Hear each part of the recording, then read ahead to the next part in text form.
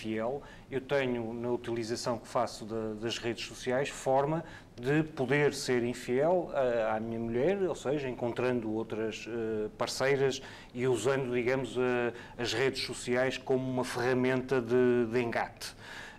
Mas se quiser também, se for, por exemplo, um psicólogo, posso usar a internet como uma ferramenta de sensibilização para ajudar casais, por exemplo, que estejam em dificuldade nos seus relacionamentos.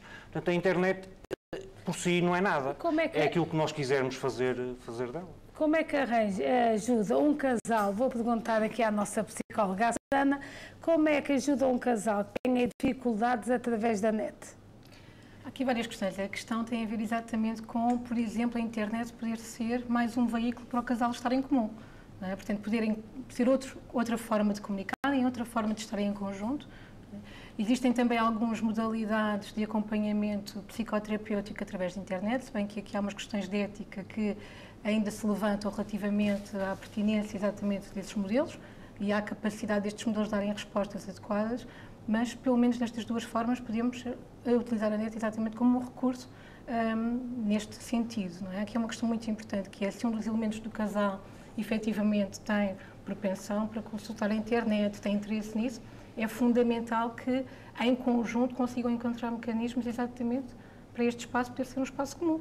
Eu, por exemplo, uso muito o telemóvel, eu venho do Porto, à vinda para cá, eu vou tweetando, estou a caminho de Lisboa e não sei o quê. Isso é uma forma da minha mulher saber, não é, que eu estou a caminho de Lisboa, que quando cheguei a Lisboa fui tomar café com uma determinada pessoa. Portanto, é também uma forma de, eu estando fora de casa, as pessoas também saberem onde eu estou, com quem estou. Portanto, também pode ser uma forma... De união e não de separação. Por exemplo. Mas também se pode mentir.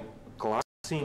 É uma questão que nunca sabemos bem se a pessoa está a escrever se é verdade ou não. Tem essa dualidade. Nós podemos usar a internet como nós a quisermos usar. E às vezes podemos querer usar, digamos, para ser fiéis, se bem que isto seja assim um bocado ridículo estar a dizê-lo, mas podemos também ser abordados por outras pessoas. E essa muitas vezes é uma das questões que causa problemas em termos de casais. Estás a falar com quem? Porquê? Sobre o que é que estão a falar? E isso muitas vezes cria tensões. Porque costuma ser, muitas vezes, não é que a ocasião faz o ladrão. E por isso é um acesso fácil. E também é um acesso fácil, porquê? Porque a pessoa na net pode fazer o quê? Representado, como ele dizia, ou digo, outro papel. A pessoa ou põe uma máscara, ou tira a máscara. Não é? Porque socialmente a vida é um palco e as pessoas são habituadas a viver segundo as regras sociais. E ali, se a pessoa for tímida, introvertida, pode tirar a máscara e ser ela própria. E por isso, muitas vezes, das relações que nós vimos até depois offline, são as pessoas que conseguiram, através deste meio de comunicação, conhecer alguém. Por outro lado, podemos pôr uma máscara e termos uma determinada fantasia. Também é um desapelo às parafilias. As pessoas têm um determinado estímulo sexual, agruparem-se, porque como põem a máscara, não têm medo de assumir a sua própria fantasia sexual. Reginaldo, queres comentar alguma coisa? Eu estava aqui calado e ouvir-vos com atenção e concordando. A internet tem a particularidade de ser a mais poderosa ferramenta de comunicação até agora criada, sem dúvida. E por ser a rede das redes, a internet tem também o maior dos defeitos. Nunca diz não. A internet responde sempre positivamente a tudo aquilo que quisermos. Ao crime, ao sexo, à pedofilia, ao phishing, ao sexting, a tudo o que quisermos. E neste sentido, aquilo que eu acho é que a internet é o espelho da realidade. Portanto, quando estamos a dizer que na internet existem relações, por vezes, conspícuas, relações mais complicadas, não é mais do que aquilo que acontece no dia-a-dia. Só que a instantaneidade da rede permite a proliferação dessa informação a diferentes segmentos de toda a sociedade, que por sua vez têm um efeito viral, que podem também exponencialmente voltar a repristinar essa informação para outros públicos e assim sucessivamente. Portanto, é dessa dimensão perfeitamente brutal e muitas vezes a coberto do anonimato que surgem os grandes problemas da internet. Mas isto não é mais do que a vida, quer dizer, a internet é isto. Mas a internet produz uma coisa que é dependência.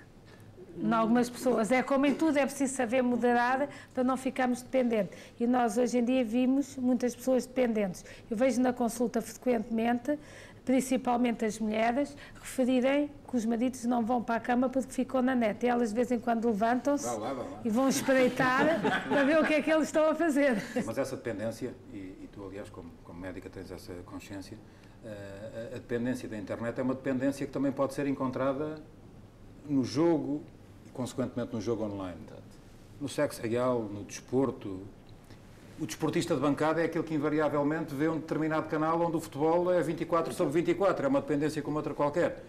E, portanto, eu estou convencido disso, quero dizer, a internet não pode ser diabolizada, tem aspectos fabulosos, já nos faz lembrar aquela campanha, se hoje podíamos ver sem internet, provavelmente podíamos, mas não seria a mesma coisa, é um facto, porque a internet tem um papel extraordinário de proliferação de conteúdos, que nos põe em contacto e dá-nos quase o dom da ubiquidade, quer dizer, temos a capacidade de estar praticamente em diferentes locais do mundo ao mesmo tempo.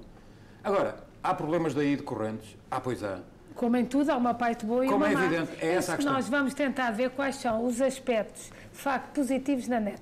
E podemos já começar até pelas próprias crianças, não é? Eu costumo dizer, mais uma vez, o problema não é da internet. O problema também não é dos miúdos. O problema é dos pais dos miúdos. Não é? Se eu não arranjar atividades para o meu filho fazer e desenvolver, para além da internet, quem diz o karaté, o futebol, a música, a leitura, toda uma outra série de atividades no sentido de lhe preencher o tempo e de lhe dar visões diferentes da vida, ele vai usar aquilo que tem à mão. E hoje o que tem à mão é o telemóvel, é a consola de jogos e é a internet. Sobre ainda a questão da dependência, eu acho que o termo dependência hoje é usado de uma forma indiscriminada. Eu, no que toca a jogos, telemóveis e internet, não gosto de usar o termo, porque não figura no DSM-4, que é, e mesmo no DSM-5 fala-se, que é depois pode desenvolver mais sobre isso. Não quer dizer o que é? Ok. Há, digamos, dois grandes documentos que definem o que são doenças. Não é? Da Organização Mundial de Saúde, e não está lá a dependência da internet, a dependência dos videojogos, a dependência dos telemóveis.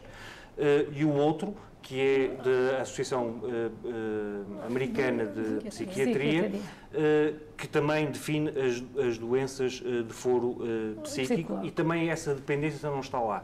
No entanto, como o Reginaldo dizia, por exemplo, nós sabemos que há dependência do jogo, e o jogo existe na internet. Portanto, a dependência não é do jogo na internet. O jogo na internet é uma manifestação da dependência do jogo. Pronto, é como sejam os vícios todos. Mas exatamente.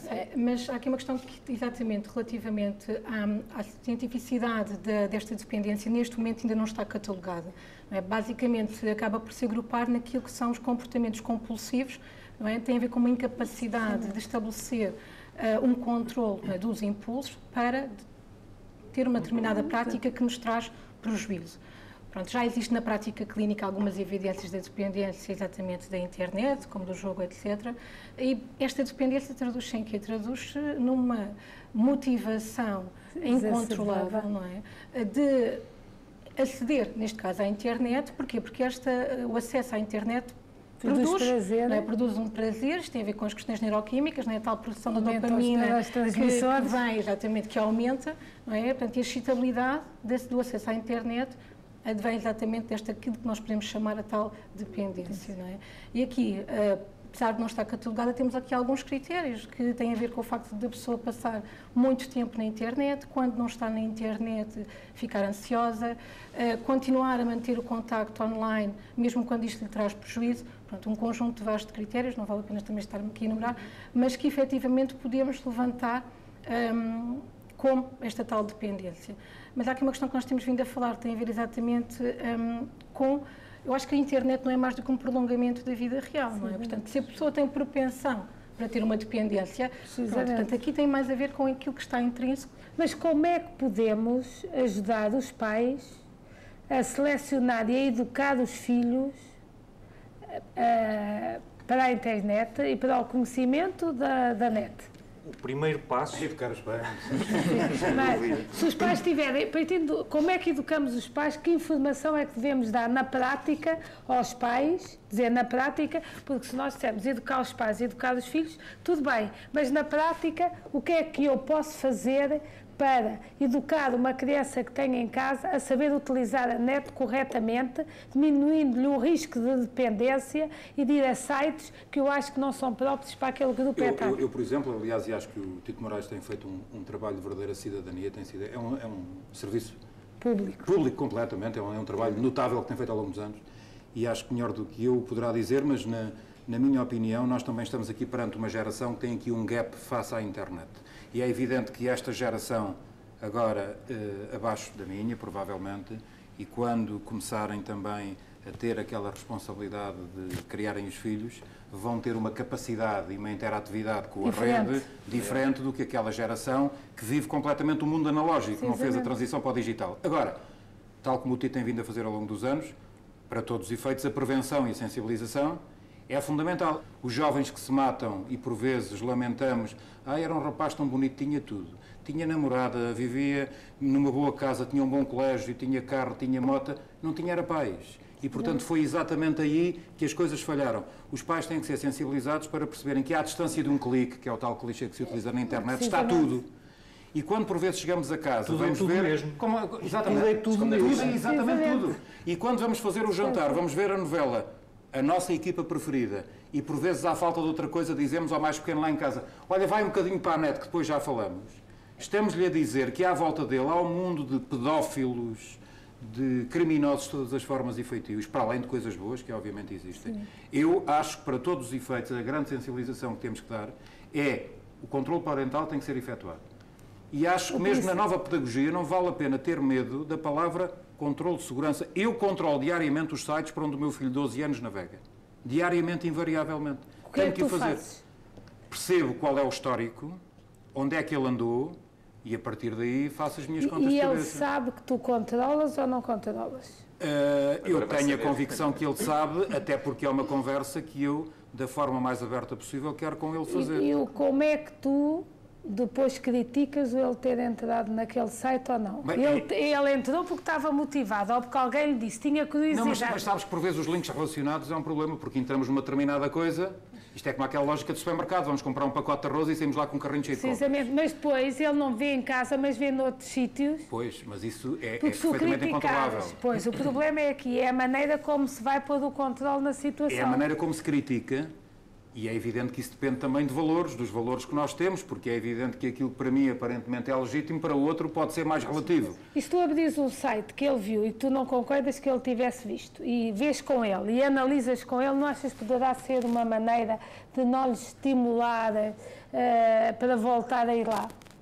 Pode, mas também pode ao mesmo tempo incutir-lhe uma determinada permissividade que faz com que ele lá possa voltar ainda se calhar com mais frequência. É assim, a internet, tal como se costuma dizer, a verdadeira educação começa em casa.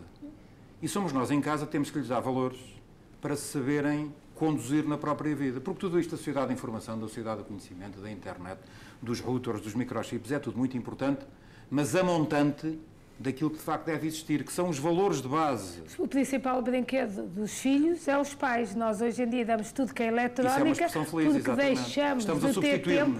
Precisamente. Tal e qual. Agora, o problema aqui é que, na prática, os pais vivem a correr, cheios de stress, dominam mal a tecnologia de informação. Eles não podem dar mais porque não sabem como é que se poderá fazer formação aos pais nesta área, o que é que nós, de facto, devemos dizer aos pais para controlar minimamente os filhos, porque se os proíbem não resolve, porque eles hoje em dia têm acesso fora de casa e no outro lado qualquer, é um pseudo-controle, é uma ilusão do controle, não é? E tem uma parte positiva, porque hoje em dia os pais compram os computadores, então com este bombe de tecnologia, porque acham que é fundamental para a escola, para o trabalho, para a formação, para eles terem um futuro melhor.